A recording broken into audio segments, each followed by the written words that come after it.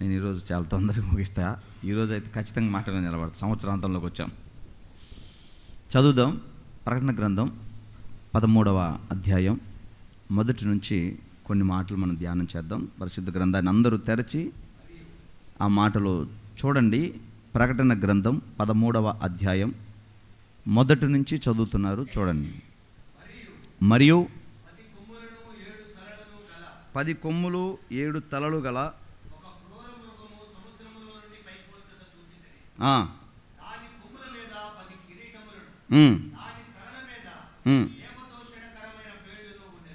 చాలండి. మనం ధ్యానం చేస్తున్న ఈ ప్రకటన గ్రంథ ప్రవచనాలు, వాక్యాలు, హెచ్చరికలు, ప్రకటన గ్రంథంలో దేవుడు మనకు అనుగ్రహించినటువంటి ఆ మాటలు, గడిచిన 12వ అధ్యాయం వరకు కొన్ని మాటలు మనం ధ్యానం చేసాం. ఇప్పటికే మనకు చాలా విషయాలు బయలుపరచబడ్డాయి. నాకు తేటగా అర్థమవుతుంది, మీలో చాలామందికి ఈ మాటలు అర్థం కావట్లేదు, నాకు తెలుస్తుంది ఆ సంగతి. కొందరికి మాత్రం చాలా ఉద్యోగం ఉంది. లైవ్లో చూసేవారైతే చాలా ఆశీర్వాదకరంగా ఉన్నారు. వాళ్ళు అయితే ఎదురు చూస్తున్నారు నెక్స్ట్ ఏంటి అని. కానీ నా ఎదురుగున్న మీలో కొందరికి అవగాహన లేకపోవటం వల్ల, లోతైన అనుభవం లేకపోవటం వల్ల మీకు తెలియట్లేదు. అది తప్పేం కాదు, మీకు తెలియదు. ప్రారంభంలో కొత్తగా ఉన్నారు కాబట్టి మీకు తెలియట్లేదు, తప్పేం కాదు. కానీ అయినా మీకు అర్థం కానప్పుడు నేను ఎంత చెప్పినా అది వ్యర్థమవుతుంది కదా. కొందరిని ఆధారం చేసుకోకూడదు కదా, మిమ్మల్ని కూడా పరిగణలోకి తీసుకోవాలి కదా. అందుకని వచ్చే కొద్దీ పలచగా చేసుకుంటూ ముందుకు వస్తే మరీ పలచగా అయిపోతుంది. అందుకని నేను ఒక నిర్ణయానికి వచ్చా. ఈ ప్రకటన గ్రంథం 13వ అధ్యాయం మట్టుకు ఈ సంవత్సరంతో ముగించుకొని నెక్స్ట్ ఇయర్ నుంచి నెలకొకసారి ప్రకటన గ్రంథ ధ్యానాలు చేద్దాం. అప్పటికి ఎంత దూరం వెళ్తుందో చూద్దాం. ఇంకా నెమ్మదిగా విశదీకరించి అందరికీ అర్థమయ్యేటట్లుగా మాట్లాడడానికి ప్రయత్నం చేస్తా. ఇప్పుడు మనం చదువుకున్న ఈ ప్రకటన గ్రంథం 13వ అధ్యాయంలో మొత్తం 18 వచనాలు ఉన్నాయి. ఈ 18 వచనాల్లో దేవుడు కొన్ని మాటలు రాయించి 2 పారాగ్రాఫ్, అంటే 10 వచనాలేమో ఒక చాప్టర్ లాగా, 8 వచనాలు మరొక చాప్టర్ లాగా రాసిపెట్టారు. ఇట్లా చాలా విషయాలు ఉన్నాయి. కొన్ని మనం ధ్యానం చేయాల్సినవి ఉన్నాయి, తెలుసుకుంటే బాగుంటుంది. ప్రభు చిత్తం అయితే ఈ ఆదివారం 10 వచనాలు మనం ధ్యానం చేస్తాం.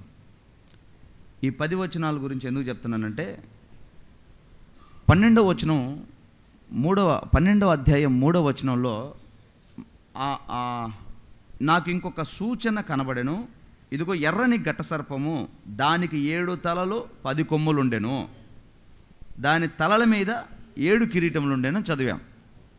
చూడండి, ఇక్కడ ఒక ఘట సర్పము, మా జాగ్రత్తగా వినండి, ఘట సర్పము కనబడింది. దానికి 7 తలలు 10 కొమ్ములు ఉన్నాయి. 7 తలల మీద కిరీటం ఉంది. వింటున్నారా? ఘట సర్పం మీకు అర్థమవడానికే యోహానుకి దేవుడు అద్భుతంగా చూపించాడు. బహుశా మనలాంటి యోహాను కూడా కొండే బేచి అర్థం కాదేమోనని వివరం ఎలా చూపించాడంటే, ఒక పాముకి 7 తలలు పెట్టాడు. ఆ 7 తలలకి 7 కిరీటాలు పెట్టాడు. 7 కిరీటాల మధ్యలో 10 కొమ్ములు మొలిచేటట్లు చేశాడు. ఇప్పుడు చూస్తున్నాడు, అదిగో నాకు ఒక వింత కనపడుతుంది, 7 తలలు కలిగిన ఘట సర్పం కనపడుతుంది, దాని తలల మీద కిరీటం ఉంది అని ఒక జంతువుని చూపించాడు అక్కడ. ఇప్పుడు 13వ అధ్యాయంలోకి రాగానే 10 కొమ్ములు 7 తలలు గల మరొక క్రూర మృగం సముద్రంలో నుంచి రావటం మనం చూస్తున్నాం. అయితే దాని కొమ్ముల మీద 10 కిరీటాలు ఉన్నాయి. ఘట సర్పానికి కిరీటం ఎక్కడుంది? తల మీద ఉంది. క్రూర మృగానికి కిరీటం ఎక్కడుంది? కొమ్ము మీద ఉంది. తేడా గమనిస్తున్నారా? తల మీద ఉండటం ఎందుకు, కొమ్ము మీద ఉండటం ఏంటి, దీనికి దానికి మధ్య వ్యత్యాసం ఏంటి, ఈ సముద్రం ఏంటి, సముద్రంలో నుంచి వచ్చిన క్రూర మృగం ఏంటి, దాని స్వభావం ఏంటి, అది ఎందుకు బయటకు వచ్చింది జ్ఞాపకం చేస్తా, మీకు చెప్తా. ఘట సర్పం ఒకటి, క్రూర మృగం ఒకటి.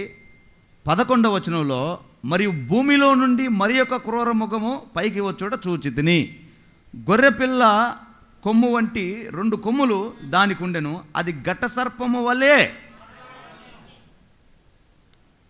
ఇందాక క్రూర మృగం ఎక్కడి నుంచి వచ్చింది? సముద్రంలో నుంచి వచ్చింది. ఇప్పుడు ఈ క్రూర మృగం ఎక్కడి నుంచి వచ్చింది? భూమిలో నుంచి వచ్చింది. ఓకేనా? దానికి దీనికి వ్యత్యాసాలు ఉన్నాయి. ఆ వ్యత్యాసాలు ఏంటో జ్ఞాపకం చేస్తా. ఈ 11 నుంచి 18 వచనాలు నెక్స్ట్ సండే, ఇంకా ఈ సంవత్సరానికి ఇంతటితో లాస్ట్ ఈ ప్రకటన గ్రంథ ధ్యానాలు. నెక్స్ట్ సండే చెప్తా. ఎందుకని దాన్ని హోల్డ్ చేశానంటే, భూమి మీద నుంచి వచ్చిన క్రూర మృగం ఒకటిను 18వ వచనంలో 666 అనే ముద్ర ఒకటి ఉంది. దాని గురించి కూడా మీకు కొంచెం విశదీకరించి వివరంగా చెప్తాం. ఎందుకంటే ఇంత చెప్పుకొని అసలు సిసలని వదిలేసుకోకపోతే ఎట్లా? 666 ముద్ర గురించి మీకు తెలియాలి. ఎందుకంటే నెక్స్ట్ ఇంకా మేబీ 2025లోనే ఆ ముద్ర వస్తుందేమో. ఇప్పటికే చాలా దేశాల్లో ఆ ముద్ర వేస్తూ ఉన్నారు. నొసటి మీద, చేతి మణికట్టు మీద, ఇక్కడ నొసటి మీద ఆ ముద్ర వేస్తూ ఉన్నారు. ఆ చిప్ కూడా ఇన్స్టాల్ చేస్తున్నారు. ఆల్రెడీ యూరప్ దేశంలో ఇది వాడుకలోకి వచ్చింది. నేను మరలా చెప్తున్నా కదా, ఈ అమెరికా, చైనా, రష్యా ఇవన్నీ తగ్గించబడిపోతాయి. యూరప్ మాత్రం ఈకెళ్ళిపోయింది, బహుగా ఆశీర్వదించబడుతుంది. ఎందుకో చూద్దాం, ఎట్లాగో చెప్తా. ఈ సముద్రం నుంచి వచ్చిన క్రూర మృగం ఏంటంటే, దాని పేరే క్రూర మృగం. దానికి క్రూరత్వం ఎక్కువ. ఇక కరుణ, జాలి, దయ అస్సలు ఉండవు.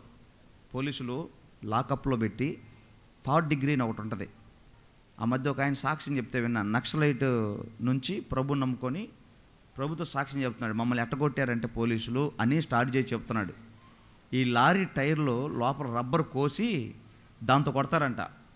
ఆ రబ్బర్ అరగదు, వీడు ఎముకలు ఎరగవు, చర్మము శరీరం అంతా దూదిలాగా మెత్తబడిపోయిందంట, తుక్కురే కొడతారంట.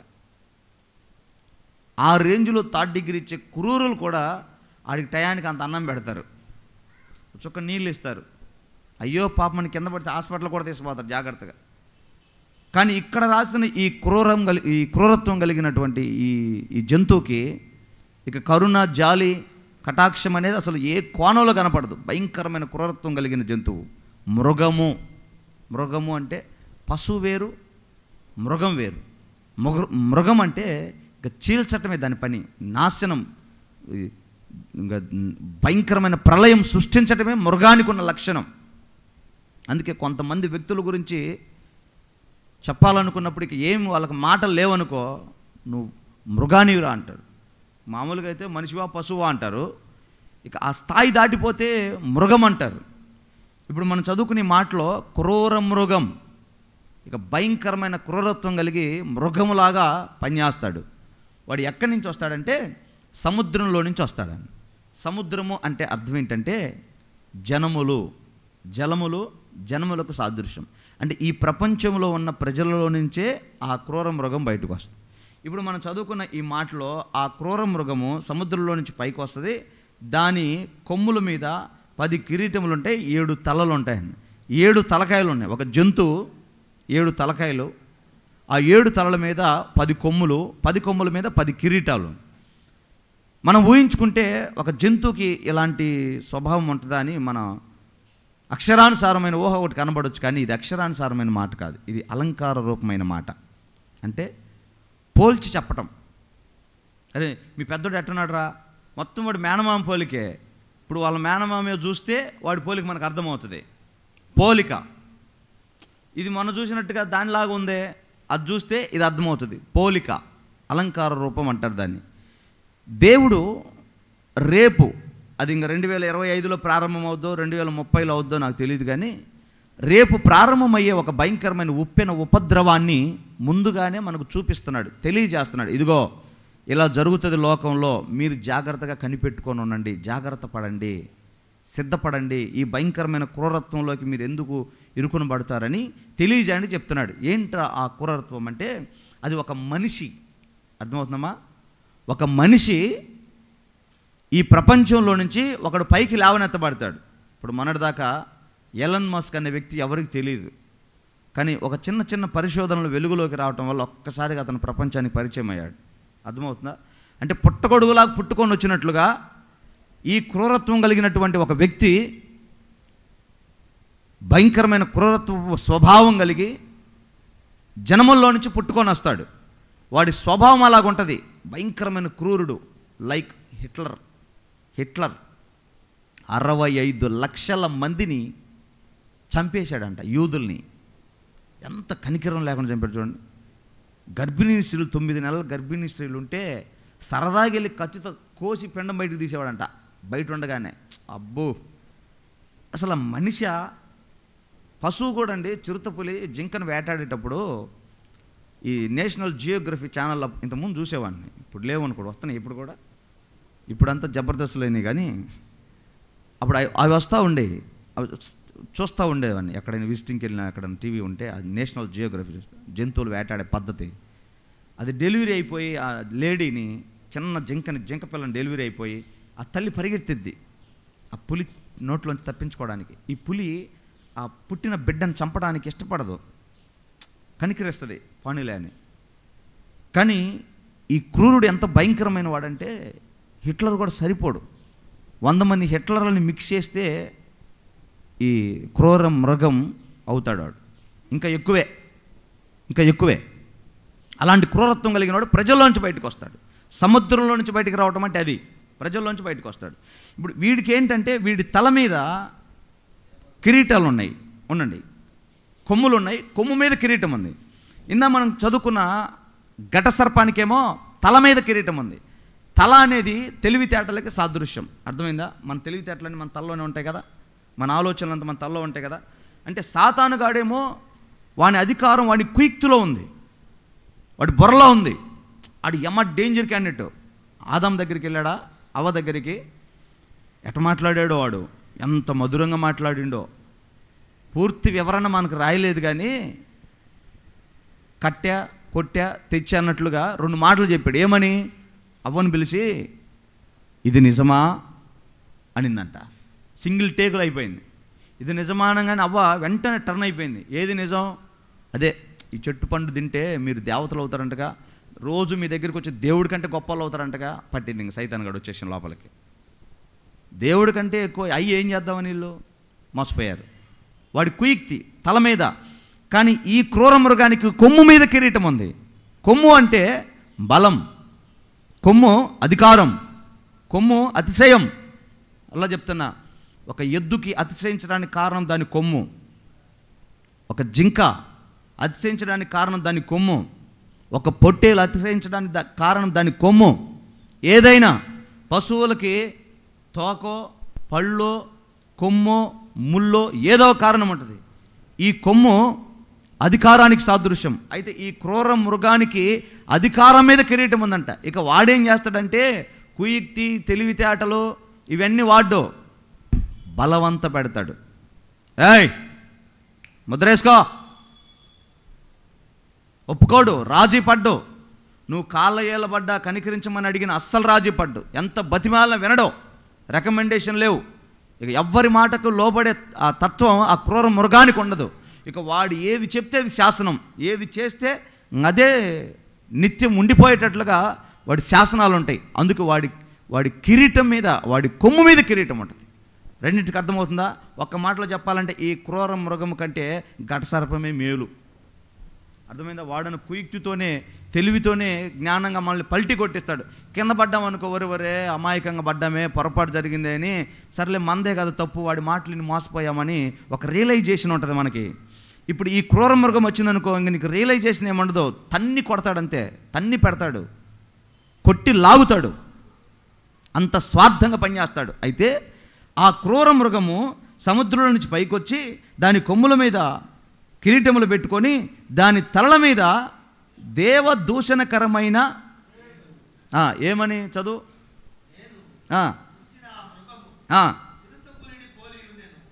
ఒక్క నిమిషం. దానికి 7 తలలు, 7 తలల మీద దేవదూషణకరమైన పేర్లు. ఇవి కదా ఉంది. 7 తలలు దేనికి సాదృశ్యం అంటే, గడిచిన వారాల్లో మీకు ఒకసారి జ్ఞాపకం చేశా. 7 తలలు 7 రాజ్యాలు అని చెప్పాను. ఏంటి 7 రాజ్యాలు? మొదటిది బబులోను రాజ్యం, ఐగుప్తు రాజ్యం, మాదియా పారసిక రాజ్యం. 4వది గ్రీకు రాజ్యం. అర్థమైందా? 5వది రోమా సామ్రాజ్యం. ఆరోది రోమా సామ్రాజ్యం. 7వది ఏంటంటే 2017లోనో 18లోనో G20 సదస్సు అని ఒకటి జరిగింది. ప్రపంచ ఐక్యరాజ్య సమితి ఆధ్వర్యంలో బలమైన రాజ్య ప్రధానులు కలిసి 20 దేశాల సంయుక్త దేశముగా 20 దేశాలు కలిసి ఒకే దేశముగా ఉండాలని ఒక సదస్సు జరిగింది. దాని పేరు G20. ఆ G20 కాస్త రేపు G10 అవుతుంది. గ్లోబల్ 10 అంటారు దాన్ని. అంటే ఈ ప్రపంచం మొత్తం 10 రాజ్యాలు అయిపోతాయి. 10 మంది రాజులే ఉంటారు. ఈ 10 రాజ్యాల కూటమిని 7వ తలగా సాతానుగాడు తీసుకొని పెట్టుకుంటాడు. సాతానుగాడికి అది 7వ తల. అయితే ఆ 7వ తల అతి త్వరలో ప్రారంభించబోతా ఉంది. ఈ 6వ తల రోమా సామ్రాజ్యం దెబ్బతినింది, గాయపడింది, నష్టమైంది. యేసు ప్రభుని సిలువ వేసింది రోమా ప్రభుత్వమే. అయితే ఇప్పుడు ఆ ప్రభుత్వం కూలిపోయింది. ఇప్పుడు ప్రపంచ దేశములన్నిటిలో ఉన్న ప్రభుత్వాలన్నీ ప్రజాప్రభుత్వాలు. హల్లెలూయా.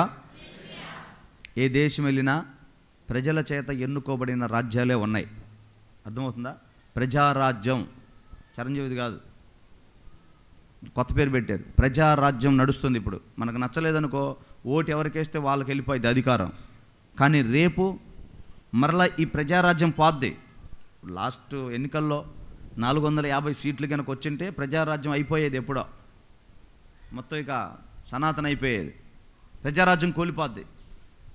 వచ్చినా రాకపోయినా ప్రజారాజ్యాన్ని ఈ క్రూర మృగం కూల్చేస్తాడు, తీసేస్తాడు. ఎందుకంటే వాడికి నచ్చిన వాళ్ళే రాజులు ఉండాలి, వాడికి నచ్చిన వాళ్ళే అధికారులు ఉండాలి. అలా పెట్టుకుంటాడు. ఈ 10 రాజ్యాలు వాడి 7వ తల. ఇప్పుడు ఈ 7 తలల మీద ఏమని ఉందంట? దేవదూషణకరమైన పేర్లు. ఏంటయ్యా దేవదూషణకరమైన పేర్లు అంటే, అక్కడ ఉంటుంది చూడు 6వ వచనంలో, దేవుని దూషించుటకు, ఆయన నామమును ఆయన గుడారమును పరలోక నివాసములు దూషించుటకును. చాలండి. చూడండి, దేవదూషణ, డంబపు మాటలు అన్న నా వైపు చూడాలి. క్రూర మృగానికి ఉన్న స్వభావాలు చెప్తున్నా.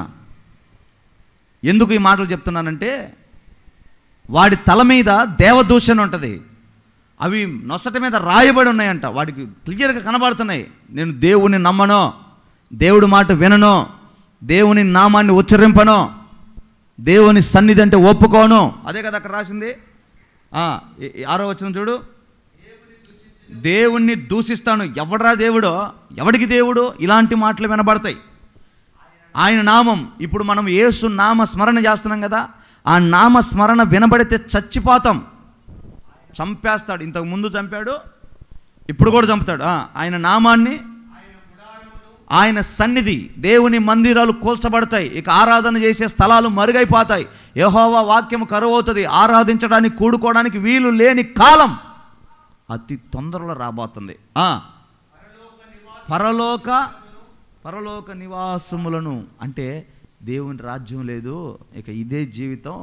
ఎక్కడే తిన్నామా, తాగామా, పడుకున్నామా, అనుభవించామా, సుఖపడ్డామా, సంతోషపడ్డామా, ఇంకా రాజ్యం లేదు. అంత అబద్ధమని దూషణకరమైన మాటలు వాడు మాట్లాడతాడంట. వాస్తవానికి అప్పటికి సంఘం వెళ్ళిపోద్ది. సంఘం అంటే మరలా మీరు పొరపాటు పడమాకండి.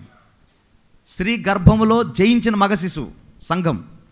పోరాడిన వాళ్ళు, భక్తి చేసిన వాళ్ళు, ప్రార్థన చేసిన వాళ్ళు, ప్రభుని గట్టిగా పట్టుకున్న వాళ్ళు, ఈ లోక సంబంధమైన వాటికి బలహీనంగా జారిపోక, కుడికైనా ఎడమకైనా త్రొట్టిల్లిపోకుండా ప్రతిదానికి ఊగులాడుతా, రాజకీయ నాయకులు వచ్చినప్పుడు, చుట్టాలు వచ్చినప్పుడు, స్నేహితులు వచ్చినప్పుడు, పెళ్ళిళ్ళు వచ్చినప్పుడు, దీనాలు వచ్చినప్పుడు అన్నిటికీ దేవుడి సన్నిధిని అగ్గొడత తిరిగే వాళ్ళంతా ఇక్కడే ఉంటారు. సావైనా బ్రతుకైనా, మంచైనా చెడైనా ప్రభును పట్టుకొని గట్టిగా పౌరుషంగా నిలబడిన వాళ్ళు మగ శిశువై ఎత్తబడతారు.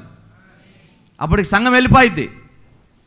మిగిలిన కాస్త కోస్తా భక్తి కలిగిన వాళ్ళు, మిగిలిన వాళ్ళ మధ్యలో ఈ క్రూర మృగం సంచరిస్తా డైరెక్ట్గా వాడి పేరు నొసట ముద్రించుకొని తిరుగుతూ ఉంటాడు. దేవుడు లేడు, పరలోక రాజ్యం లేదు, ఎవడు చెప్పాడు మీకు, నువ్వు చూసావా? ఇలా మనల్ని భ్రమపరిచి మోటివేట్ చేస్తూ ఉంటే ఆ ఉన్న విశ్వాసం కాస్త నీరు గారిపోయి నిజమేనేమో, అవును నిజమేనేమో, ఎవరు చూశారు, ఎవరు చేశారు, అందులో ఆడుకున్న బాధ, ఆడుకున్న సమస్య అప్పుడు తీవ్ర స్థాయిలో ఉంటుంది. ఇక వాడు వెంటనే లోబడతాడు. కానీ వాడి టార్గెట్ ఏంటంటే మిగిలిన పరిశుద్ధులను కూడా ఏ విధము చేతనైనా ఈడ్చుకొని నరకానికి వెళ్ళాలనేది వాడి దుష్టత్వం. అది ఆనాడు జరుగుతుంది, ఈనాడు కూడా జరుగుతుంది. హల్లెలూయా. కావాలంటే మీరు యోహాను రాసిన మొదటి పత్రిక 4వ అధ్యాయం 1వ వచనం చూడండి. యోహాను రాసిన మొదటి పత్రిక, ఆ ప్రకటన గ్రంథం ముందే ఉంటుంది, 4వ అధ్యాయం 1వ వచనం.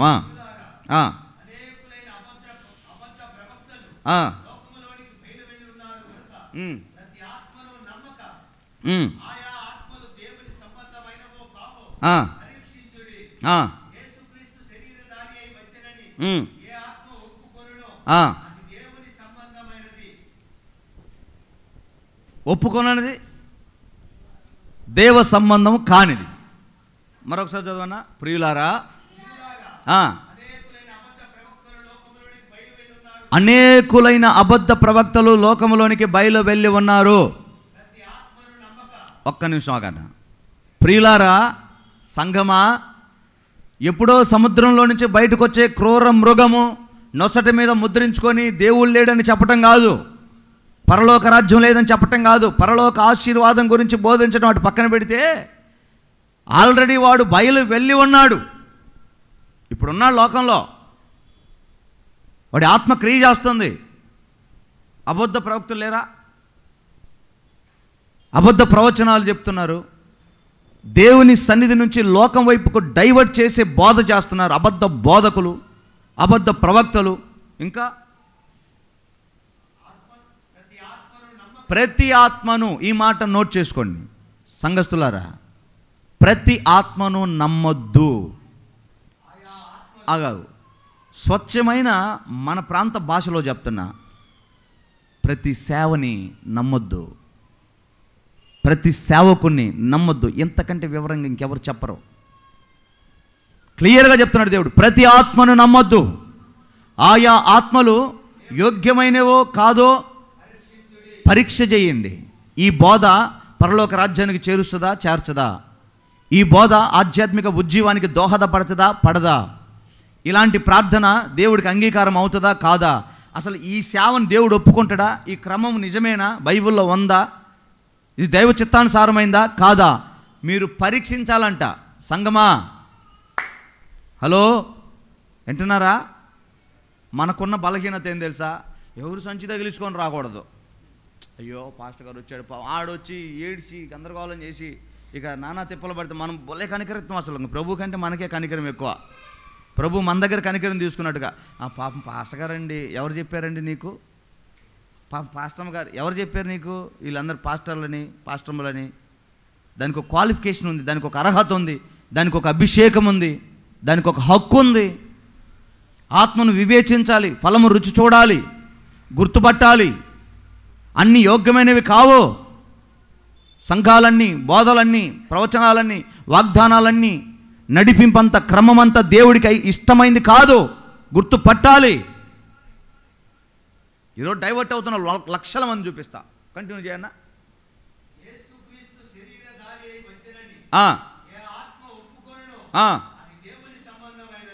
ఆగన్నా. యేసుక్రీస్తు దేవుడని ఎవరు ఒప్పుకుంటారో వారు దైవ సంబంధమైన వాళ్ళు. ఒప్పుకోని వాళ్ళు దైవ సంబంధం కాదు. అంటే ఎలా ఒప్పుకోవాలి? యేసు వంటి దేవుడు ఆకాశం ఎందైనా భూమి ఎందైనా భూమి క్రింద జలముల ఎందైనా వేరొకడు లేడు. ఆయనతో సమానులైన వారు, సమానులు ఎవరు? ప్రభు నీకు సమరూపమైన వాడు లేరు అని ఒప్పుకోవాలి. మరణము పునరుద్ధానం ఆయన వందు ఉన్నాయని మనం నమ్మాలి, ఒప్పుకోవాలి. వీళ్ళు దేవుని అంగీకరించిన వాళ్ళు. యేసు ప్రభుని సమానంగా పెడితే, ఇప్పుడు కొన్ని చర్చిలో యేసు ప్రభుకి యేసు ప్రభు అమ్మకి ఇద్దరికి చెరొక పేటేస్తారు. ఇప్పుడు ఆ సంఘం ఎవరన్నట్టు ఈ వాక్యం ప్రకారం వినపడుతుందా? ఏం సంఘం అది?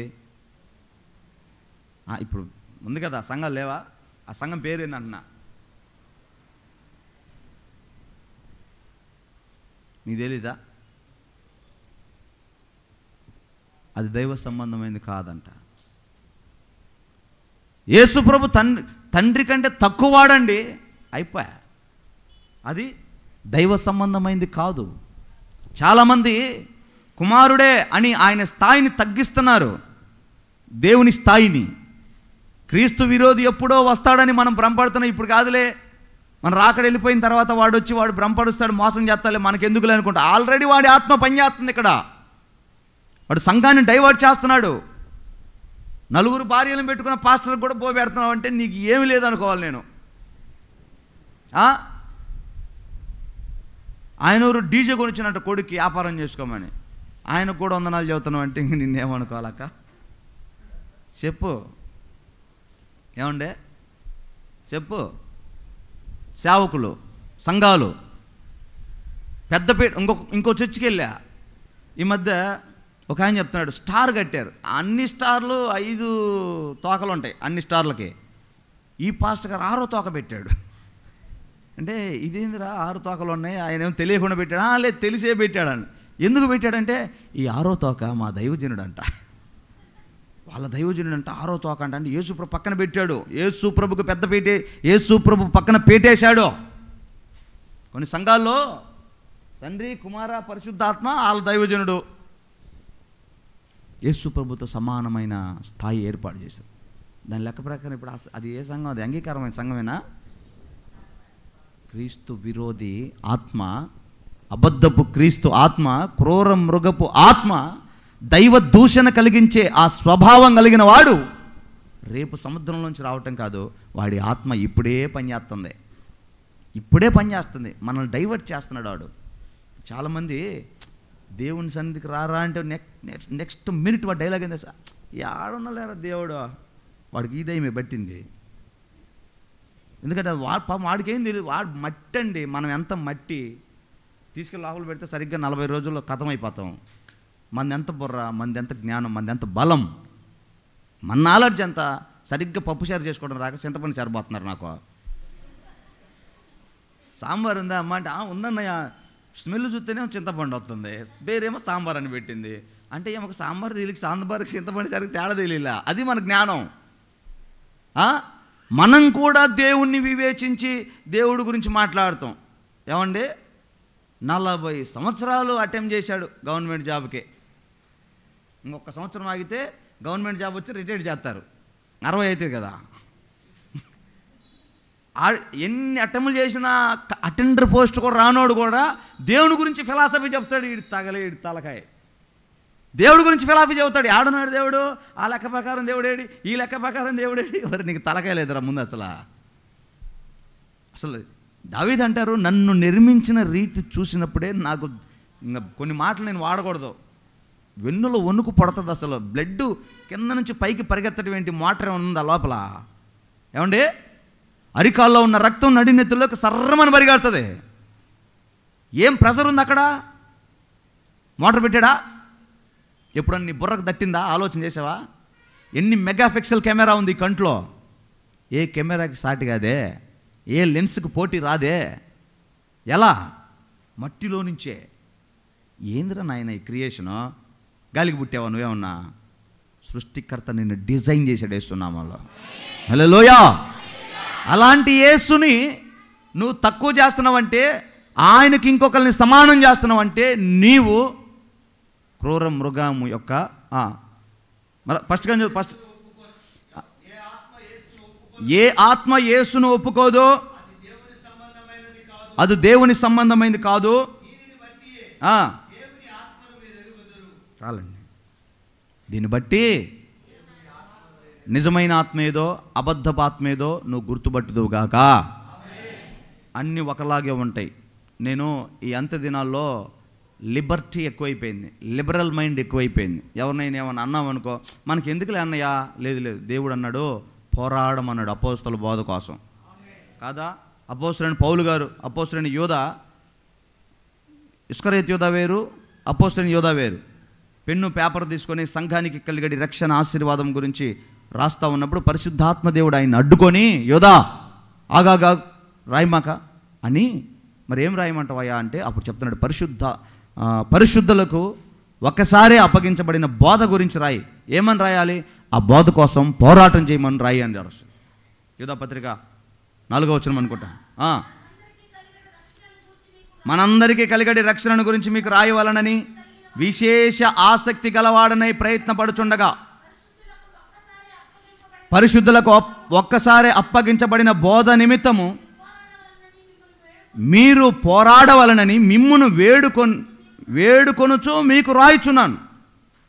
హలో, ఆశీర్వాదం గురించి, రక్షణ గురించి, మేలు గురించి రాయాలని నేను తీసుకున్నప్పుడు పరిశుద్ధాత్మ దేవుడు నన్ను అడ్డుకొని బోధ గురించి పోరాడమని రాయమని చెప్తున్నాడు. అంటే పోరాడితే తప్ప ఆ బోధ మనం సంపాదించుకోలేం, ఆ బోధ మనం ప్రజలకి ఇంట్రడ్యూస్ చేయలేం. నువ్వే కాంప్రమైజ్ అవుతే, నువ్వే లిబరల్ మైండ్లో సర్దుకునే తత్వం కలిగి సర్లేండి పర్లేదులండి ఏం కాదులండి అన్నావు అనుకో, ఇంకా ఆడు చెలరైపోతాడు, అసలు దొరకడు. అందుకే నువ్వు యాక్సెప్ట్ చేయొద్దు. నేను అందుకే మన వాళ్ళు ఎవరైనా కనికరం గురించి మాట్లాడారనుకో, ఆరాధనకి ఎందుకు రాలేదంటే పలానా చోట హోల్డ్ అయ్యని అన్నారనుకో, అవసరమైతే ఆయన మీద నీ కనికరం ఉంటే ఒక బస్తా బియ్యమై, లేదు నీ దగ్గర డబ్బులు ఉంటే సంవత్సరం రోజులు బోబెట్టో, మందిరం విషయంలో మాత్రం రాజీ పడమాకని చెప్తా. ఎందుకని? వివేచించకపోతే నష్టపోతాం. దేవుడు అన్నాడు, ఇదిగో సౌలు దగ్గర నుంచి నా ఆత్మ వెడలిపోయింది. ఇప్పుడు సౌలుకు పట్టింది దయ్యపాత్మ. ఓకేనా? మీ అందరికీ తెలుసు కదా ఈ సంగతి. సౌలు మీద దేవుని ఆత్మ దిగివచ్చాడు, సౌలు రాజయ్యాడు, రాజ్యం వచ్చేసింది, సౌలు పాలన చేస్తున్నాడు. తన అతిక్రమము, తన పాపము ఎక్కువైపోయి దేవుడికి విరోధంగా మారి దేవుని సన్నిధికి దూరం అయిపోవటం వలన దేవుని ఆత్మ సౌలుని విడిచిపోయాడు. అప్పుడు దయ్యపాత్మ వచ్చి సౌల్లో ఉంది. పొద్దున్న లేసరికి దయ్యం పట్టింది సౌలుకి. ఎవరికి తెలియట్లా, మామూలుగానే బయటకు వచ్చాడు, మామూలుగానే సింహాసనం ఎక్కాడు, మామూలుగానే రూల్ చేస్తున్నాడు, మామూలుగానే రథం ఎక్కాడు, మామూలుగానే యుద్ధం చేస్తున్నాడు, మామూలుగానే ఉన్నాడు, అంతా బాగానే ఉంది. కానీ లోపల దేవుడు కాదు, దయ్యం ఉంది. ఇది ఎప్పుడు తెలిసింది తెలుసా? ఒకరోజు సౌలుకి అన్నం తిందామని కూర్చుంటే తేడా నవ్వుతున్నాడు. యోనాతానుకు అర్థమైంది, ఏందిరా మయ్య తేడాగా ఉన్నాడు అని అర్థమయ్యి ఇక ఎక్కడెక్కడ తిప్పాలి అన్ని తిప్పలు తిప్పాడు. స్వస్థత రాలా, పట్టిన దయ్యం పెద్దది. అప్పుడు దావీదు 10 తంతుల సితార తీసుకొని సౌలు దగ్గరికి వచ్చి ఒక్క పాట పాడగానే యేసు రక్తము రక్తము అనగానే దయ్యం బయటకు వచ్చింది. ఇక ఊగాడు, ఏమేం చేశాడు, ఏమి నాట్యం ఆడాడు, నేలకు బయట పెట్టి ఊపాడు, ఏం చేశాడో కానీ గడగల్లాడిపోయారు. అప్పుడు అనుకున్నారు, అమ్మో సౌల్లో ఉన్న ఆత్మ దేవుడి ఆత్మ కాదు, దయ్యపాత్మ. మనం ఇప్పటిదాకా గమనించలేదే. నిన్న కూడా మా ఇంటికి వచ్చాడరా, నిన్న కూడా నా పక్కన కూర్చున్నాడరా, నిన్న కూడా సంతకం పెట్టాడరా, దగ్గర పోయి వచ్చారు, అప్పుడు గడగల్లాడుతున్నారు వామ్మో అని. రేపు తీర్పు దినములో ఒక్కొక్కడిలో ఉన్న దయ్యాలు బయటకు వస్తుంటే వాయమ్మో ఈడు నా నెత్తి మీద చేయి పెట్టిండు అయ్యా, వీడితో ప్రార్థన చేయించుకున్నాను అయ్యా, అప్పుడు తెలుస్తుంది మీకు. ఇప్పుడేం అర్థం కాదు, ఇప్పుడు కనపడితే ఆలస్యం. కొట్టు నెంబర్ కొట్టు. హలో అయ్యగారండి ప్రార్థన చేస్తారండి, ఏమైందమ్మా కడుపు నొప్పుకుందండి. నెంబర్ కనపడదు, ట్రోల్ అవ్వకూడదు, పాస్టర్ కనపడకూడదు. ఏందమ్మా ఆ తాపత్రయ, ఏ చేతులు ఏముంటుందోనయ్యా అమ్మా, మామూలుగా ఉంటుందా మరి? ఏ చేతులు ఏముంటుందోనంట, ఉంటుంది చేతిలో ఉండాల్సింది ఉంటుంది. అది మన నెత్తి మీదకి వచ్చినప్పుడు ఇంకా అధికమవుతుంది. అందుకని హస్త నిక్షేపణ కొరకు తొందరపడకూడదు. నేను ఎవరి మీద తొందరపడి చేయబెట్టకూడదు. ఎందుకంటే ఆ దరిద్రులు ఏమేమి పెట్టుకుంటారు లోపల, ఆ బలహీనత ఖచ్చితంగా ట్రాన్స్ఫర్ అవుతుంది ఈ పక్కకే. కాబట్టి తొందరపడి ఎవరిని ఎత్తినా హస్త నిక్షేపం చేయకూడదు, తొందరపడి ఎవరి చేతికి నీ తలను అప్పగించకూడదు. ఎందుకంటే ఇది ఒక పరిశుద్ధమైన కార్యం. వివేచించాలి. ప్రతి ఆత్మ యేసు ఆత్మ కాదని, యోగ్యమైన ఆత్మ కాదని, ప్రతి సేవ, ప్రతి సేవకుడు, ప్రతి బోధ, ప్రతి బల్ల, ప్రతి సంఘం, ప్రతి ప్రార్థన యోగ్యమైనది కాదని మనం గుర్తుపట్టాలి. యేసుప్రభు పేరు చెప్తారు ఆడు కూడా, కానీ మోసం చేస్తాడు. గుర్తుపెట్టుకో. ఈరోజు బ్రెన్హం బోధలు వచ్చాయి కొన్ని, బ్రెన్హం బోధలు. బ్రెన్హం నామములో అడుగుతున్నాము తండ్రి అని ప్రార్థన చేస్తాం. ఎవరి నామం? మన పల్లెటూరు కాబట్టి ఎవరు టార్గెట్ చేయాలి? మంది కూడా ఒంగోలు లాంటి కొద్దిగా పట్టణం అయితే ఖచ్చితంగా మిమ్మల్ని టార్గెట్. అసలు ఆడేడెందుకు? మన రవణక్క వాళ్ళ అమ్మనే పట్టుకున్నాడు. యెహోవా సాక్షులు, యెహోవా విట్నెస్, యెహోవాయే దేవుడు, యేసుక్రీస్తు కుమారుడు, ఆయన రేంజ్ వేరు, ఈయన రేంజ్ వేరు అని ఆమెకే చెప్పారు, అమాయకురాలికి. ఆమె నా మాట వినట్లేదు. సరేలయ్యా గౌరవిస్తుంది కానీ కాంప్రమైజ్ అవ్వట్లామే. నిరక్షరాస్యత కలిగిన ఆవిడ ఎంత గట్టిగా పట్టుకుందో చూడండి. యెహోవాయే దేవుడని యేసు ప్రభుని తక్కువ చేస్తుంది. ఇది క్రూర మృగం యొక్క తత్వం, స్వభావం. వాడు ఆ రోజు ఇక ఇప్పుడైతే నీకు ఆప్షన్ ఉంది. ఇప్పుడు నా మాటని నువ్వు మారు మనసు పొంది యేసు ప్రభులోకి రావడానికి నీకు అవకాశం ఉంది. ఇంక రేపు నీకు అవకాశం లేదు. వాడు గుద్దుతాడు పట్టుకొని. బలవంత పెడతాడంట. కొమ్ము వాడి అధికారం, వాడికి హుకుం జారీ చేస్తాడు. వాడు చెప్పింది చేయాల్సిందే, తప్పదు, ఇంకా వేరే ఆప్షన్ లేదు. అది అలాంటి ఆ క్రూరముఖం బయటికి రాబోతుంది. ఆ తర్వాత చదువు. దాని తలలో ఒకదానికి చావు దెబ్బ తగిలినట్టుండెను.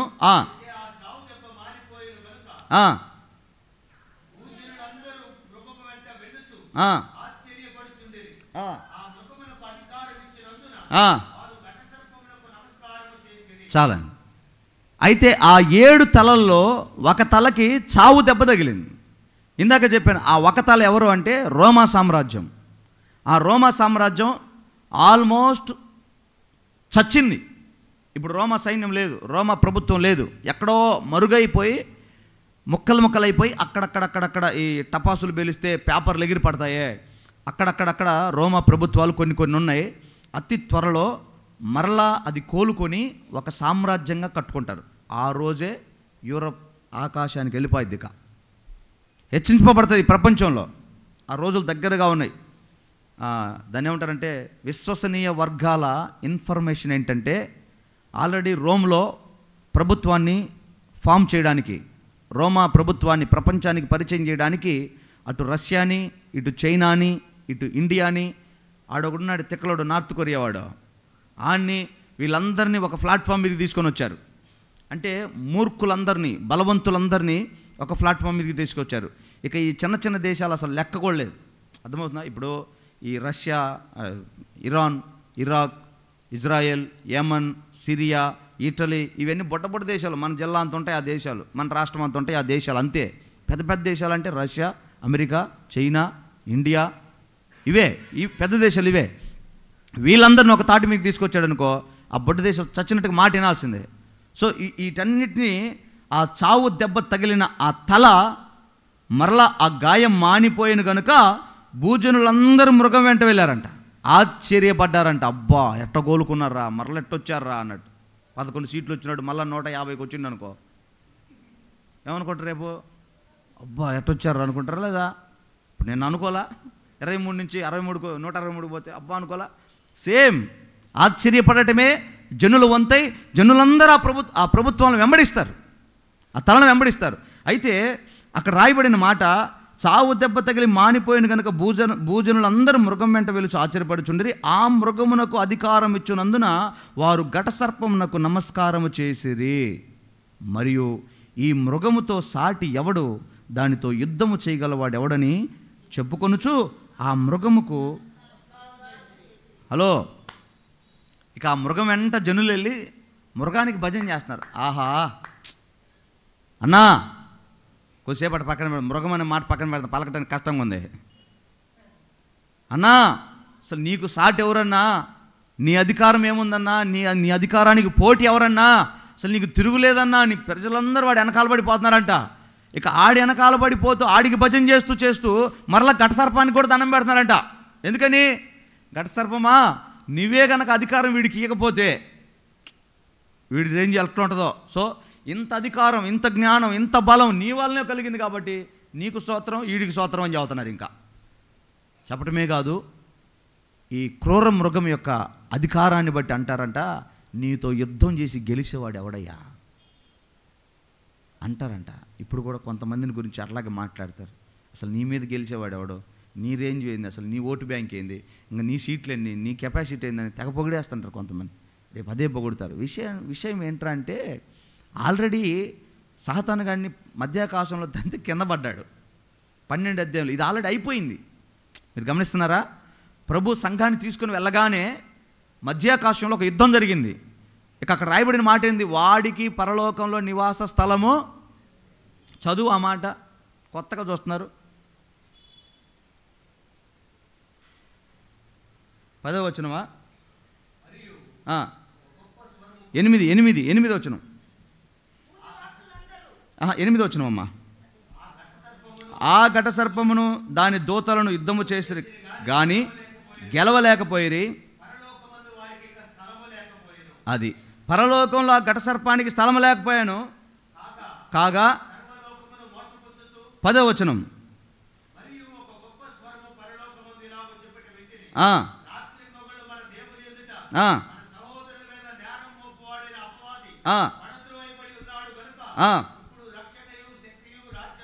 దేవుని ఆయను. స్తోత్రం. ఇప్పుడు మనకు అప్పుడప్పుడు శ్రమలు, ఇబ్బందులు, కొన్నిసార్లు మనం పరీక్షించుకొని బుర్ర పగలు కొట్టుకుంటూ ఉంటాం. ఏంట్రా, నేను బాగా ప్రార్థన చేస్తున్నానే, నమ్మకంగా మందిరానికి వెళ్తున్నానే, అన్ని విషయాలు నమ్మకంగా ఉంటున్నానే, నాకేంద్ర ఎట్లా అవుతుంది అని ఒక బుర్ర బద్దలైపోద్ది. యోబు కవలా? యోబుకి ఎందుకైంది అంత పరిస్థితి? 10 మంది పిల్లలు పోయి, ఆస్తి పోయి, ఇల్లు కూలిపోయి, భార్య వ్యతిరేకమై, అనారోగ్యం వచ్చి ఎందుకు అయిపోయిందంటే సైతాన్ గాడి వల్లే. ఏం చేశాడంటే ఈ మధ్యకాశంలో ఉండి టిప్పుకోసారి పోతాడు దేవుని దగ్గరికి, రౌండ్ చేస్తుంటాడు. ఏంద్రా సైతాన్గా ఇటు వచ్చావంటే, లేదు అటు చూసి వస్తున్నా, మీ వాడేందు భక్తి చేస్తున్నాడు కదా. ఎవరు? యోబు. ఎవరేం చేస్తారులేవయ్యా, నువ్వు ఆశీర్వదిస్తే నేను కూడా చేస్తా, నన్ను దీవించుడు అన్నట్టుగా రెచ్చగొట్టాడు దేవుణ్ణి. ఇంకా చెప్పాలంటే పొల్ల పెట్టాడు దేవుడికి మనకి. మన ఇద్దరి మధ్యలో దేవుడికి మనకి విభేదం పుట్టించి రెచ్చగొట్టి ఆయన సవాలుకు ప్రతిగా మళ్ళీ దీన్ని ట్రోల్ చేయమాకండి. నేను మీకు అర్థమవుతాను చెప్తున్నా. దేవుడికి పొల్ల పెట్టి అంత తోడయ్యుడు, దేవుడు పొల్ల పెడితే పొల్లలు పెట్టుకుంటాడు అట్లా అనమాకండి. మీకు అర్థమవుతాయని చెప్తున్నా. నిన్న పొరపాటునాడు చెప్పా, అదేమో రికార్డ్ అయిపోయి యూట్యూబ్లో ఉండిపోయింది. దేవుడు పుట్టే క్రమంలో పొరపాటున సైతాన్ గారు పుట్టాడు అనేసరికి ఎవడో మెసేజ్ వెంటనే పెట్టండు, దేవుడు పొరపాటు చేస్తాడని. ఓరే బాబా, నేను ఏ ఉద్దేశంతో చెప్పినా వినకుండా వెంటనే వెనకాల తగులుకున్నాడు కదరా అనుకున్నా. అట్లా వాడేం చేస్తాడంటే మనకి ఈ యోబును చేసినట్లుగా మనల్ని కూడా చేస్తాడు. అయితే యోబు దెబ్బ యోబుడిది, మన దెబ్బ మంది, స్థాయికి తగ్గట్టుగా దెబ్బ ఉంటుంది. అది ఇప్పుడేమైందంటే వాడు ఇంకా పడదోయపడ్డాడు కనుక ఇంక దేవుడి దగ్గర నేరం మోపడానికి లేదు. సహోదరుల మీద నేరం మోపి ఇబ్బంది పెట్టి దేవుని కృప మనకు కొంచెం దూరంగా ఉండడానికి, దేవుడి చెయ్యి వదలడానికి కారణమైన సాతాను ఇక వాడు పడిపోయాడు భూమి మీద పూర్తిగా. ఇంకా వాడు లేడు మధ్యాకాశంలో.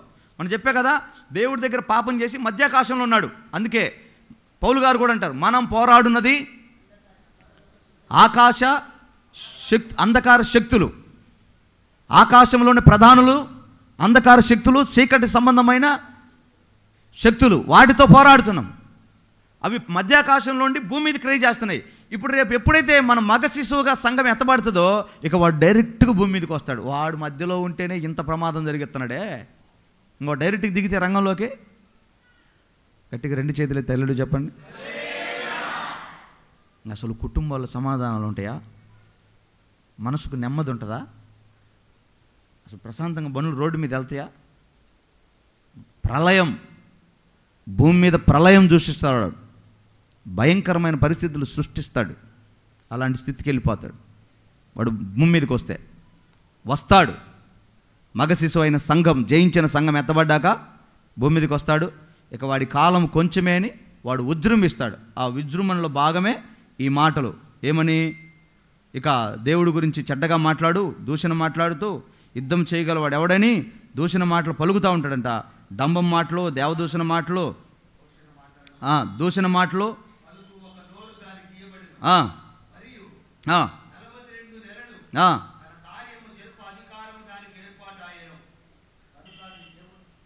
చదువు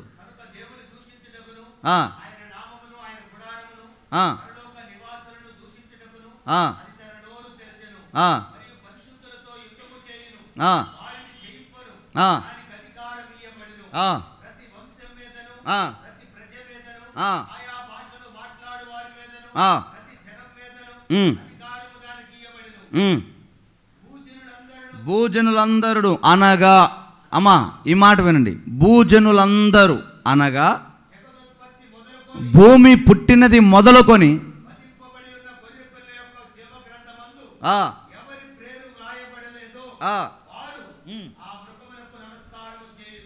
బా ఏమండోయ్, నాకు అప్పుడప్పుడు ఒక డౌట్ ఉండేది. ఇప్పుడు ప్రభు రాకడ కంటే ముందే ప్రభుని నమ్మకుండా పాపం చేసి ఒకటి చచ్చిపోయాడు అనుకో, వాడు ఈ క్రూర మృగం యొక్క శిక్షను తప్పించుకుంటాడేమో అని దేవుడు వాడిని మళ్ళీ పంపించాడు మృగం దగ్గరికి. భూమి పుట్టింది మొదలుకొని ప్రతి వాడిని క్రూర మృగము బలవంత పెడుతుందంట. జీవగ్రంథంలో పేరు రాయబడిన వారే ఎత్తబడతారు, తప్పించబడతారు, విడవబడతారు. దానికి నమస్కారం చెయ్యరు. అంటే షడ్రక్ మెషక్ అబేద్నెగోలకి ఒక బొమ్మను నిలబెట్టి ఆ బొమ్మకు మొక్కమని చెప్తాడే నెబుకద్నెజరు. అట్లాగా ఒక ప్రతిమను నిలబెట్టి, అబద్ధ ప్రవక్త క్రూర మృగం ఒక ప్రతిమను నిలబెట్టి దానికి నమస్కారం చేయమని చెప్తాడు. ఎవరి పేరైతే జీవగ్రంథంలో రాయబడి ఉంటుందో, ఎవరైతే అంగీకారంగా దేవుడికి యోగ్యంగా ఉంటారో వాళ్ళు మాత్రం ససేమిరా మేము పొరపాటును కూడా అలాంటి పని చేయము, మా దేవుడే దేవుడని దేవుడి మీద విశ్వాసం ఉంచుకొని అటువైపు వెళ్ళరంట. సాతాను తంత్రాల వైపు పోరంట, సాతాను క్రియల వైపు వెళ్ళరంట. వాళ్ళు మాత్రం ఉంటారు. మిగతా వారందరూ ఆ ప్రతిమకు సాగిలపడి దండం పెట్టి ఓడిపోయి పడిపోతారంట. ఎవడైతే ప్రతిమకు సాగిలు పడతాడో, ఎవరైతే వాడి నాయకత్వాన్ని వాడి రాజ్యాన్ని ఒప్పుకుంటారో వాళ్ళకు ముద్ర వేస్తాడు. ఇక ముద్ర వేస్తే వారికి ఎన్నటికీ విడుదల లేదు. ఒక్కసారి ముద్ర పడిందంటే ఇంకా వారికి విమోచన లేదు. మన సంతలో గొర్రెల సంత కానీ పశువుల సంత కానీ వెళ్తే కసాయి వాడు కొంటాడు కొన్ని గేదెల్ని, కొన్ని గొర్రెల్ని. వాడు ఒక ముద్ర వేసుకుంటాడు కొన్న తర్వాత. ఇక ఆ ముద్ర పడింది అంటే కటింగ్ మిషన్లో కనపడుతుంది. ఇంకా అది ఇంక మధ్యలో ఎవరికి అవకాశం లేదు దాన్ని వదిలించడానికి. ఒకవేళ ఎక్కడైనా ఎవడైనా వదిలిపెట్టి అవకాశం ఉంటుందేమో, కానీ ఇక సాతాను గాడి ముద్ర పడిందంటే ఇంకా వాడికి ఇంకా క్షమాపణ లేదు, వాడికి వాడే వేసుకున్నట్లే.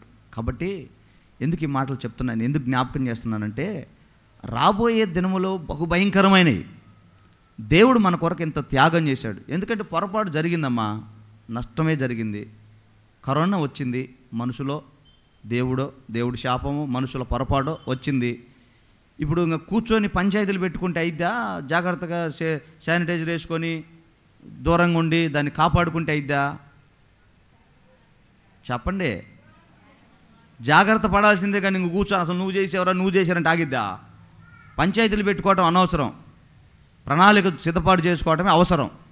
ఇప్పుడు జరిగిన నష్టమే జరిగింది. ఆదాం తప్పు చేశాడో, దేవుని ప్రణాళికలో ఇది భాగమో, సాతానుగాడు పొరపాటో, జరిగింది ఏదో జరిగింది. ఈ భూమి శపించబడింది. ఇక్కడ ఉన్న మనకి నరకమా పరలోకమా తేల్చుకోవాల్సి వచ్చింది. ఇప్పుడున్న ఆప్షన్ మనకు ఒకటే, ఇక దేవుని రాజ్యమే. ఇప్పుడు కూర్చొని అసలు దేవుడు ఎందుకు చెట్టు వేసాడు, దేవుడు ఎందుకు కాయేశాడు, అది తినాల్సిన అవసరం ఏమొచ్చింది, ఇవన్నీ నువ్వు మాట్లాడుకుంటే నీకేం ఉపయోగం రాదు, దానివల్ల నీకేం మేలు కలగదు. ఇప్పుడు నీ ముందున్న ఒకటే ప్రణాళిక ఏంటంటే అపవాది చేతిలో పడకుండా, సాతాను ముద్రకు అప్పగించుకోకుండా జీవగ్రంథంలో నీ పేరు ఉందో లేదో పరీక్షించుకో. జీవగ్రంథంలో పేరు రాయాలంటే ఏమవ్వాలి? మొట్టమొదటి స్టెప్పు మారు మనసే, రెండవ స్టెప్పు బాప్తిస్మే. బైబిల్లో చాలా కార్యాలు ఉన్నాయి, మీరు ఇంటికి వెళ్ళిన తర్వాత చదువుకోండి. జీవగ్రంథంలో పేరు రాయాలంటే ఏమేం చేయాలో దేవుని వాక్యంలోనే ఉంది. ఇప్పుడు మళ్ళీ ఆ రూట్లోకి వెళ్ళటం ఇష్టం లేక చెప్తున్నా. దేవుని మందిరంలో పరిచర్య చేసిన వారి పేర్లు జీవగ్రంథంలో ఉన్నాయంటాడు పౌలు గారు. నాకు సహకారంగా ఉన్నారు, వారి పేర్లు జీవగ్రంథంలో ఉన్నాయంటాడు. జీవగ్రంథంలో పేరుందో లేదో నువ్వే పరీక్షించుకో. నేను చెప్పే కదా, అన్నిటికీ సమాధానం ఇక్కడ దొరుకుతుంది. ఇక్కడ చేతులు పెట్టుకొని నా పేరు ఉందా జీవగ్రంథంలో అని అడుగుదామనుకో, అక్కడ నుంచి గట్టిగా ఉందలే అంటే నువ్వు బయటపడ్డట్టే. లేదు అనే ఒక నిశ్చయిత లేదు అని నీకు అనిపిస్తే జీవగ్రంథంలో పేరు రాసుకోవడానికి ప్రయాసపడు, సిద్ధపడు, నలిగిపో, కరిగిపో, నష్టపో, త్యాగం చేసుకో, ఏమన్నా చేసుకో, జీవగ్రంథంలో పేరు రాసుకో. మరలా చెప్తాను, జీవగ్రంథంలో పేరు రాసుకో. సామాన్యమైన మాట కాదు ఆ మాట. ఇక ఆ శిక్ష నుంచి మనల్ని తప్పించి విడుదలిచ్చి విమోచించే వాళ్ళు లేడు. అక్కడ రాయబడిన మాట, పరిశుద్ధులతో యుద్ధము చేసి వాడు గెలుస్తాడంట. విడవబడిన పరిశుద్ధులు, పాత నిబంధన పరిశుద్ధులు మొత్తం వస్తారు బయటికి. ఇప్పుడు మనం పాత నిబంధనలో పరిశుద్ధుల గురించి మాట్లాడుకోవట్లా, మొత్తం బయటకు వస్తారు. ఎవరి పేరైతే అందులో ఉండదో వాళ్ళందరూ బయటకు వస్తారు. నీతిమంతులైన వారు పరదేశంలో ఉంటారు, ఇక విడవబడిన వారు కిందకు వస్తారు. వాళ్ళ నిమిత్తమై సాతాను చేతికి అప్పగించబడతాడు. ఆ భయంకరమైన క్రూర మృగము చేతిలో హింసపడి, బాధపడి, నష్టపోయి, ఇక ఆ బాధలు భరించలేక మరల ముద్ర వేసుకునే స్థాయికి వెళ్ళేదానికంటే ఇప్పుడే మారు మనసు పొంది దేవుని నమ్ముకొని ఆయన రాజ్యానికి సిద్ధపడదాం కాక. ఆ చివరి 2 మాటలు చదువు, 9-10 వాక్యాలు.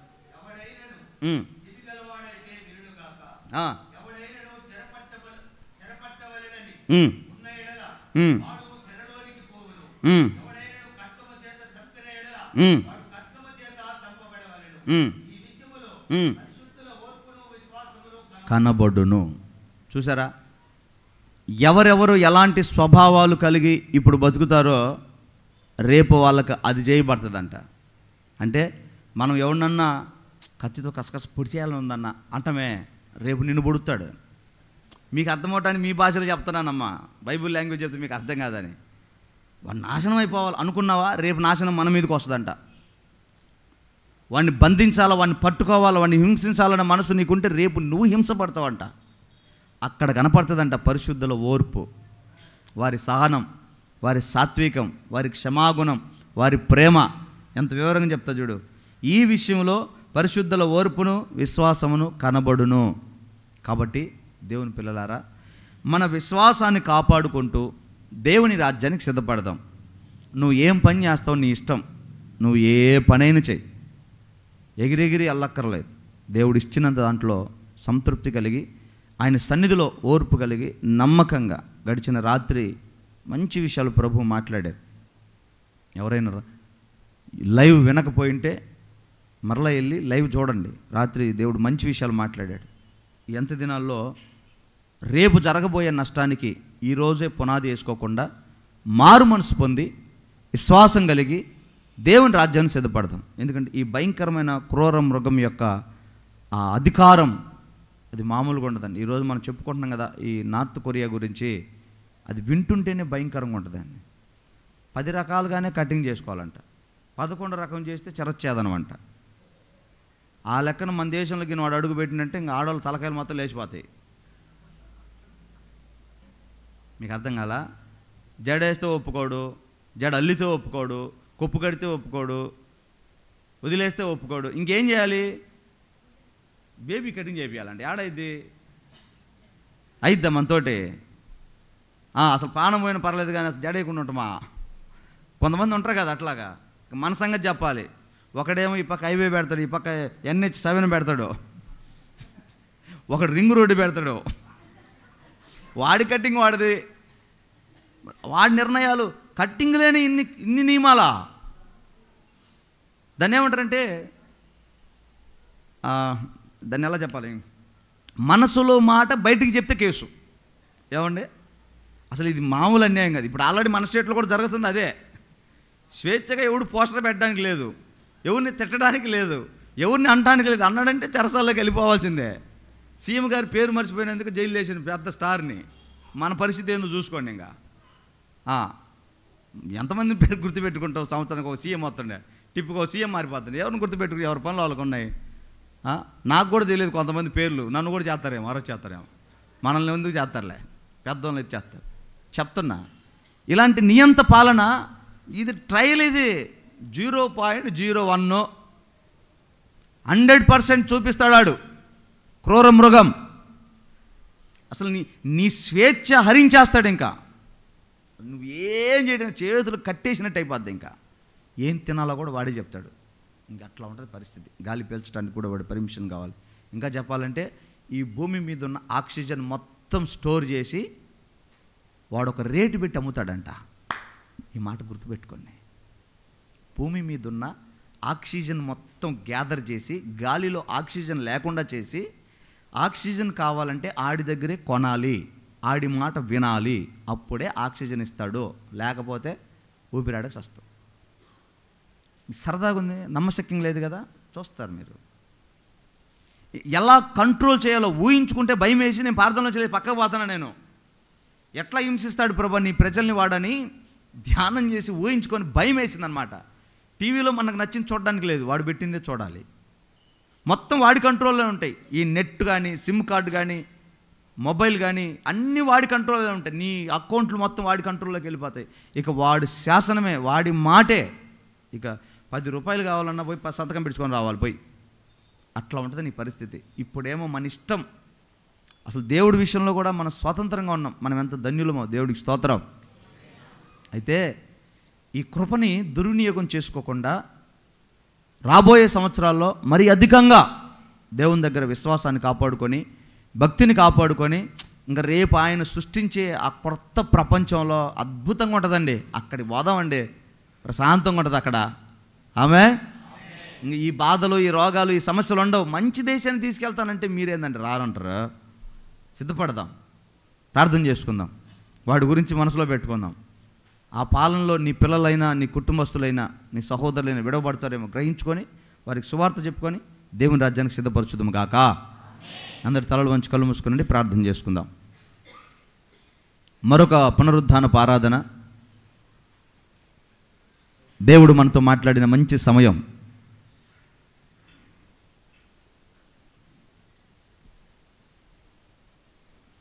విడవబడిన సంఘానికి, శేషించిన పరిశుద్ధులకి కలగబోయే శ్రమలు,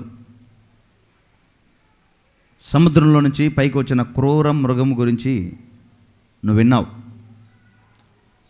10 కొమ్ముల అధికారం, 10 రాజ్యాల కూటమి, 10 రాజ్యాల అధికారం, కిరీటం కలిగిన వాడై, చిరుతపులిని పోలి, ఎలుగుబంటి పాదములు, సింహపు నోరు, వాడి మాట శాసనం, వాడు నిలిచిన స్థలం స్థిరం, వాడి రాజ్యము స్థిరం. చిరుతపులంత వేగంగా వాడి రాజ్యాన్ని విస్తరింపచేస్తాడు ప్రపంచానికి. ప్రపంచం మొత్తాన్ని లోబరుచుకుంటాడు. వాడి సెలవు లేకుండా కాలు కదపటానికైనా, చెయ్యి ఎత్తడానికైనా వీలు లేకుండా చేస్తాడు. అలాంటి రోజులు అతి సమీపంలో ఉన్నాయి. ప్రభు రాకడ దినాల్లో ఉన్నాం. సిద్ధపడదాం. ఇంకా చెందవలసిన మార్పు ఏదైనా ఉంటే మారు మనసు పొందుదాం. రక్షింపబడవలసిన అనుభవాలు ఏమైనా ఉంటే రక్షణలోకి నడిపించబడదాం. ఇంకా నీ పిల్లలకు లేదా, నీ కుటుంబానికి లేదా, నీ తల్లిదండ్రులకు లేదా, నీ అన్నదమ్ములకు లేదేమో రక్షణ. కన్నీళ్లు విడిచి ప్రార్థించు వారి కొరకు. ప్రతి ఆత్మను వివేచించు. రాజీ పడిపోతే అన్ని యేసయ్యకు సంబంధించినవి కాదు. అన్ని బోధలు, అన్ని సంఘాలు, అన్ని సహవాసాలు, అన్ని సేవలు కాదు. జీవపు డంబంతో కొనసాగే భక్తులు ఉన్నారు. ధనాపేక్షతో, కామాతురతతో, జీవపు డంబముతో, అధికార వ్యామోహంతో, లోక సంబంధమైన వ్యసనాలతో పరిగెడుతున్న సంఘాలు ఉన్నాయి. మనుషులే దేవుళ్ళుగా, మనుషుల మాటలే దైవోపదేశములుగా ప్రకటించబడుతున్న బోధలు ఉన్నాయి. వాటన్నిటిని నువ్వు వివేచించాలి, గుర్తుపట్టాలి. దేవుడు లేడని, దేవుని మాట విననని, దేవుడు పరలోక రాజ్యం ఉంటే చూపించమని, దేవుని సన్నిధికి వెళ్ళడం అనవసరమని, క్రూర మృగము తల మీద ముద్రించుకొని తిరుగుతాడంట. నువ్వు కూడా ఎన్నోసార్లు అనుకున్నావు కదా, వాడి ఆత్మ ఇప్పుడే పనిచేస్తుంది కదా. ఒకవేళ నీకు అలాంటి మనసు వస్తే ప్రభువుని క్షమాపణ అడుగు. పరిశుద్ధాత్మ దేవుడు ఈ మధ్యాహ్న వేళ దేవుడు నిన్ను కనికరించి నీకు సహాయించినట్లుగా అందరూ తీర్మానంతో ప్రార్థన చేసుకుందాం. ప్రభువే నీకు సహాయకుడై ఉండి, క్రూర మృగం చేతులు నువ్వైనా, నువ్వు సంతానమైనా నీ ఆత్మీయ జీవితం వెళ్లకుండా ప్రభు రాకడలో నిశ్చయంగా నువ్వు ఎత్తబడాలి. నీ విశ్వాసాన్ని కాపాడుకోవాలి. ఓర్పు కలిగి బ్రతకాలి, సహనంగా బ్రతకాలి.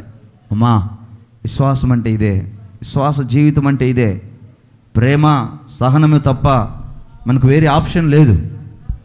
కనుక హృదయపూర్వకమైన ప్రార్థన చేసుకుందాం. ఘనుడా, పరిశుద్ధుడా, మీ ఘనమైన నామానికి స్తోత్రాలు నాయన. మరొక పునరుద్ధానపు ఆరాధనలో నీ పాద సన్నిధికి చేర్చి, అయ్యా మీ పిల్లలందరూ కలిసి ఈ పునరుద్ధానపు ఆరాధనలో చేతులెత్తి మీ సన్నిధిలో ప్రార్థన చేస్తున్నారయ్యా. ఇంకా ఎవరైతే అపవాది తంత్రంలో, అపవాది ఊరిలో ఉండి పరిపూర్ణమైన మీ మార్గంలో నడవలేకపోతున్నారో, ఈ ఆరాధనలో వారికి ఒక గొప్ప కనువిప్పు కలిగించినందుకు వందనాలు. క్రూర మృగపు ఆత్మ అది ఇప్పుడు పనిచేస్తుందని, ఇదివరకే అది కార్యం జరిగిస్తుందని మీ లేఖనములు రాసించారు. అయినా అయ్యా మీ పిల్లల్లో కొందరు వాడి ఆత్మను గ్రహించలేకపోతున్నారయ్యా. ఈ లోక అపవాది, ఈ లోక అధికారి సమస్తం వాడి స్వాధీనం అందించుకొని బలహీనమైన మీ ప్రజల్ని నరకానికి ఈడ్చుకొని వెళుతున్నాడు. అయినా మీ కృప ఇంకా బలమైనది కనుక ఈ సమయమైన నీ సన్నిధికి చేర్చబడ్డారయ్యా. కనికరించయ్యా. ఉన్నదంతా నేత్రాశ, శరీరాశ, జీవపు డంబమే కదా. ఈ లోకము క్షణికమే కదా ప్రభా. దీని కొరకు ఎందుకయ్యా ప్రయాసపడుతున్నారు? కనికరించి మీ ప్రజల్ని మీ ప్రేమ రాజ్యపు గొప్ప విలువలు తెలుసుకునేటట్లుగా వారి మనోనేతాలు తెరవండి ప్రభా. వారి తీర్మానాలు స్థిరపరచండి అయ్యా. వారి ఓర్పును కనబడేటట్లుగా, వారి సహనము కనబడేటట్లుగా నీ బిడ్డలు ఆశీర్వదించబడదురుగాక.